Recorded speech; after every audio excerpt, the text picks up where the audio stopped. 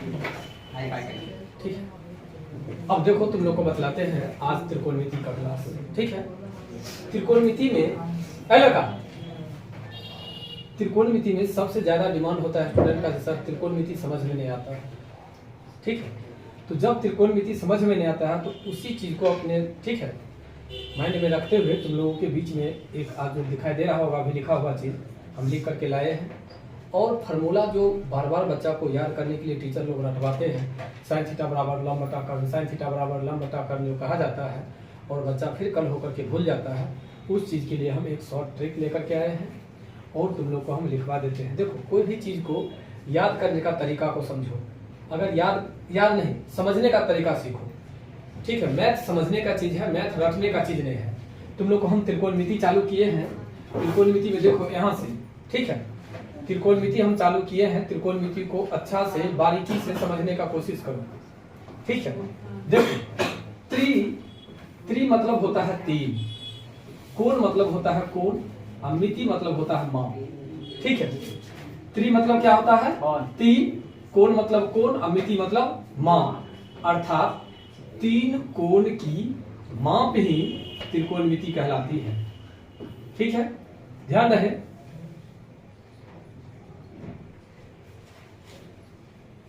तीन कोण की माप त्रिकोणमिति कहलाती है, इसका मतलब तुम लोग समझो। ठीक है, तीन कोण का मतलब ये कोण और ये कोण ही नहीं।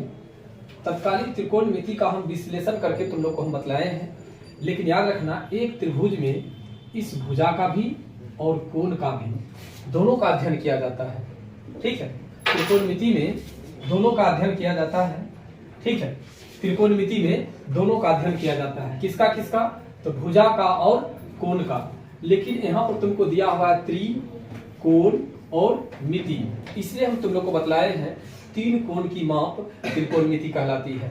नहीं तो ऐसे समझने के लिए समझो, कोण और भुजा दोनों का अध्ययन किया जाता है त्रिकोणमिति में। ठीक है, अब देखो त्रिकोणमिति समकोण त्रिभुज मतलब त्रिकोणमिति त्रिभुज पर आधारित है जिसमें तीन कोण और तीन भुजाओं का अध्ययन किया जाता है। ठीक है, यहाँ पर हम डिफिनेशन दिए और इसमें हम लिख दिए हैं जो त्रिभुज पर आधारित है जिसमें तीन कोण और तीन भुजाओं का अध्ययन किया जाता है। ठीक है, उसके बाद हम तुम लोग को लिए हैं जो बराबर देखता होगा, लोग कहता है जो लंबवत रहती है, लंबा जो खड़ा रहती है उसको हम लोग लंब बोलते हैं, जो सोया रहता है उसको आधार बोलते हैं और समकोण के सामने वाली भुजा को कर्ण बोलते हैं। लोग ऐसे ही बोलते हैं और ऐसे ही पढ़ाते हैं। इस चीज को दूर करने के लिए तुम लोग को हम लिखे हैं। ठीक है, थीटा के सामने वाली भुजा को लंब कहते हैं, समकोण के सामने वाली भुजा को कर्ण कहते हैं और शेष भुजा जो बचती है उसको आधार कहते हैं। देखो यहाँ पर ये समकोण है तो समकोण के सामने वाली भुजा को कर्ण कहेंगे। ठीक है, क्या हो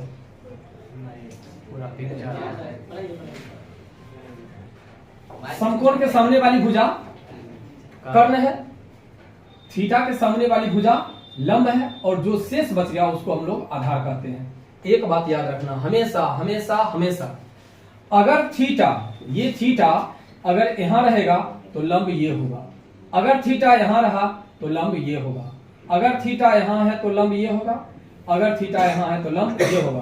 अर्थात एक समकोण त्रिभुज में लंब का चेंजिंग होता है, लंब तुम्हारा हमेशा चेंज होगा। अगर लंब थीटा यहाँ है तो लंब यहाँ, अगर थीटा यहाँ है तो लंब यहाँ। कर्ण कभी चेंज नहीं होता है और कर्ण ये है। अब बातें याद करने के लिए याद रखना, कर्ण किसी भी समकोण त्रिभुज में कर्ण सबसे बड़ी भुजा होती है, लंब मध्यम भुजा होती है और आधार छोटी भुजा होती है। अब तुम लोग को देखो त्रिकोणमिति में फार्मूला याद करने का एक तरीका तुम लोगों के लिए लेकर के आए हैं और वो है तुमको, ठीक है, SCT। एस का मतलब सोना चांदी तौलो, सोना चांदी तौलो। एस मतलब यहाँ पर सोना, सी मतलब चांदी, टी मतलब तौलो, जिसको हम लोग केमिस्ट्री मैथ की दृष्टि में मैथ में हम लोग याद करते हैं। एस का मतलब होता है साइन, सी का मतलब होता है कॉस और टी का मतलब होता है टेन।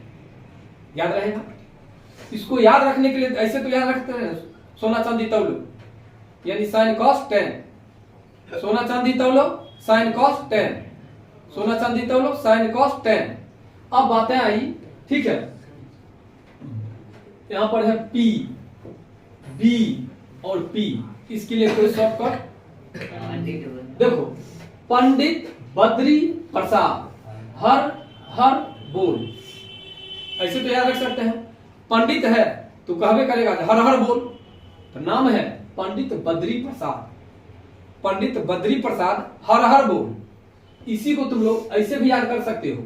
जो लड़की लड़का को याद करने की अगर मतलब दूसरा अगर ट्रिक है तो ऐसे याद कर सकते हो, LAL, लाल, KA, कका, लाल कका।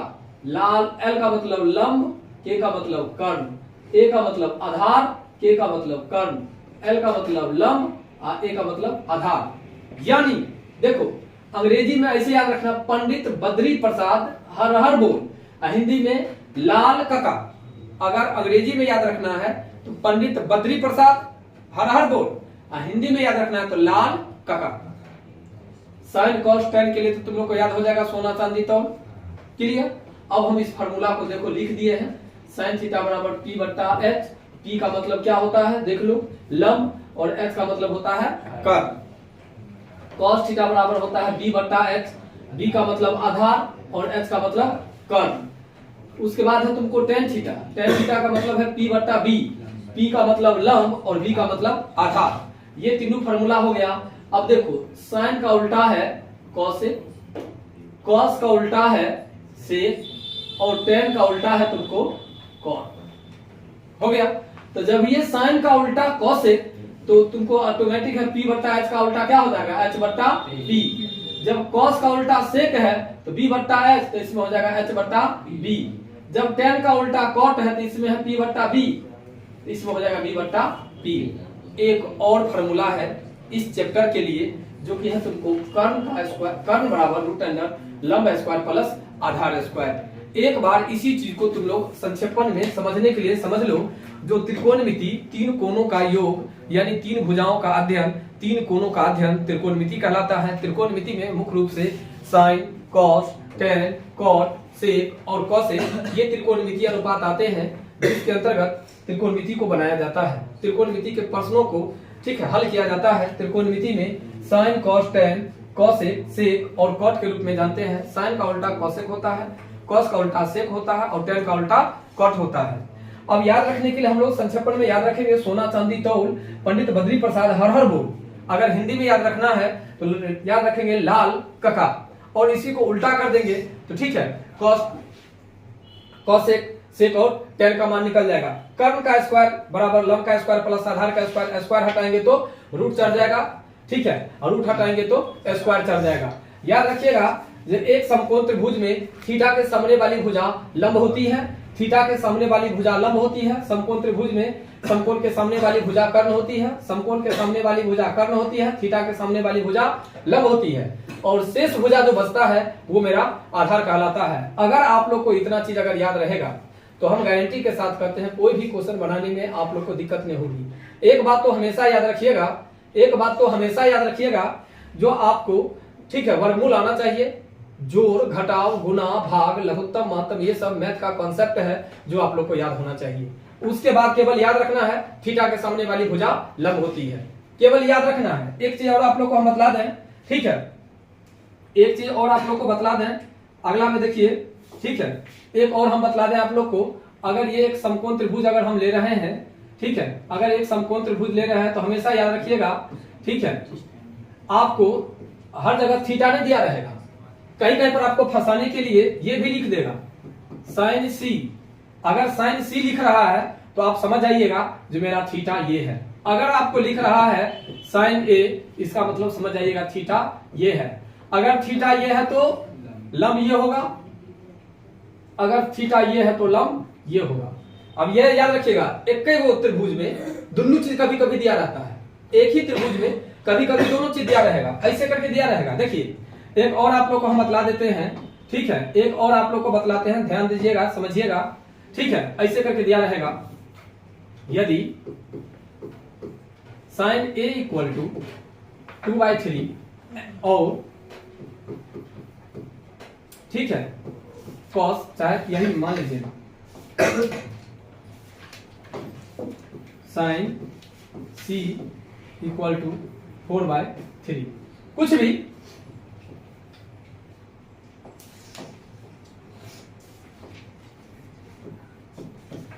दिया रहेगा। मान लीजिए कोई भी चीज दिया रहेगा तो आपको पहले कंडीशन इस पर अप्लाई करना है, क्योंकि आपका थीटा कोण ये है, ठीक है। आपको सी है, इसका मतलब ये है, तो यहाँ के आधार से आपका लंब होगा। हाँ, एक बात जरूरी है, ये भी समझना है, जो एक ही क्वेश्चन में दुगो थीटा नहीं होगा, एक ही क्वेश्चन में दुगो थीटा नहीं होगा। जब अलग अलग ऐसे करके दिया रहेगा, दुगो त्रिकोणमितीय अनुपात दिया रहेगा, तब एक समकोण त्रिभुज में एक फिगर में दुगो थीटा हो सकता है। अब आपको हम एक और चीज बतला दें, एक चीज और देखिए, इसी चीज में एक और चीज देखिए आप लोग,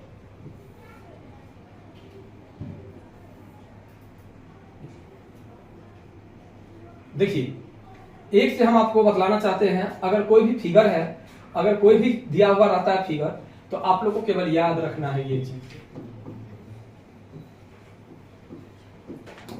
जो 90 डिग्री अगर है तो त्रिभुज के तीनों कोण का मान कितना होता है? 180 डिग्री होता है। 180 डिग्री में से अगर 90 डिग्री चला गया तो बचेगा कितना डिग्री? 90 डिग्री। अब 90 डिग्री में से नहीं दोनों कोण होगा, अगर दोनों में से अगर एगो थीटा मान लेते हैं, अगर इसको थीटा मान लेते हैं, तो एक क्या हो जाएगा? 90 माइनस थीटा। और यही चीज को हम लोग पूरा कोण के भी नाम से जानते हैं, जो कि आपको इसके बाद अगला चैप्टर जो शुरू होगा उसमें हम आप लोग को बतलाएंगे, ठीक है। इतना कॉन्सेप्ट में कोई आदमी को कोई दिक्कत? एक और याद रखिएगा, वर्गमूल में कहीं कहीं पर आप लोग को दिक्कत होती है, तो वर्गमूल निकालना भी हम आप लोग को अगला क्लास में देंगे। वर्गमूल निकालने का तरीका सिखाएंगे। वर्गमूल में जो जिसका मतलब परफेक्ट स्क्वायर रूट नहीं होता है, यानी पूरा वर्गमूल नहीं निकलता, उसको हम लोग कैसे बनाते हैं, जिसका पूरा वर्गमूल निकलता है उसको कैसे देखते हैं, क्या है?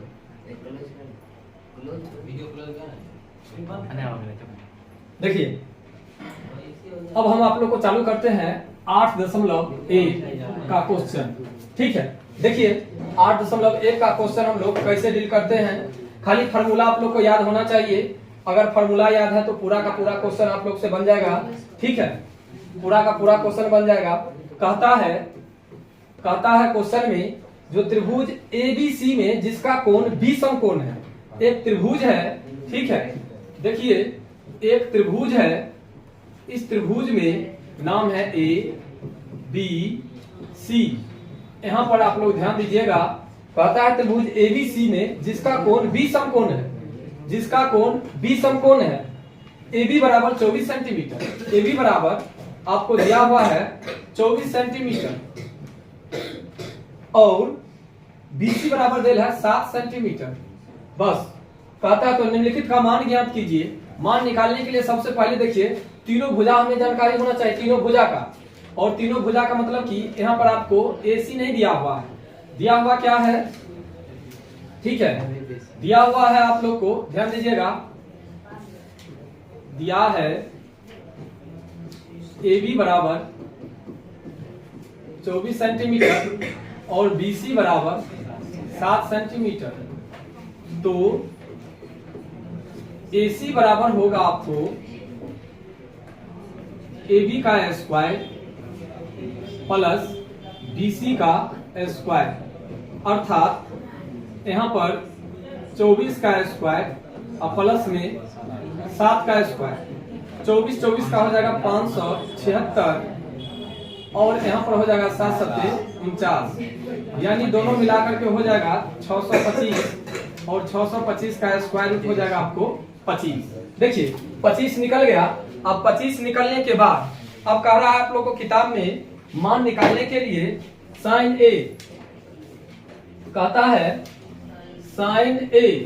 देखिए A का मतलब कि आपको थीटा ये है, तो थीटा के सामने वाली भुजा क्या होगी? लंब। तो 7 और ये तो आपको निकल गया है 25, दे दीजिए 25। उसके बाद एक और कहता है कॉस A, कॉस A यहाँ पर दे दीजिए कॉस A।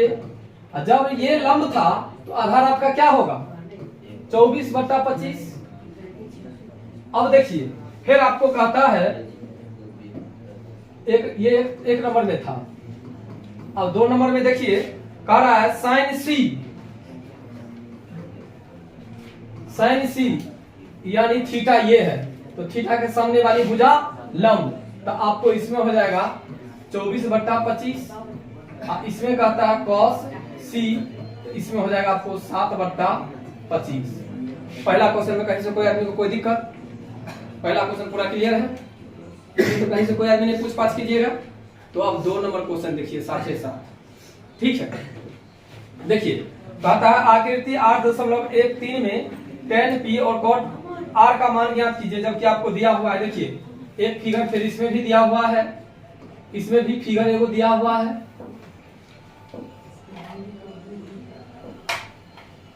देखिए फिगर दिया हुआ है, इसका नाम दिया हुआ है P, इसका नाम दिया हुआ है Q और इसका नाम दिया हुआ है R।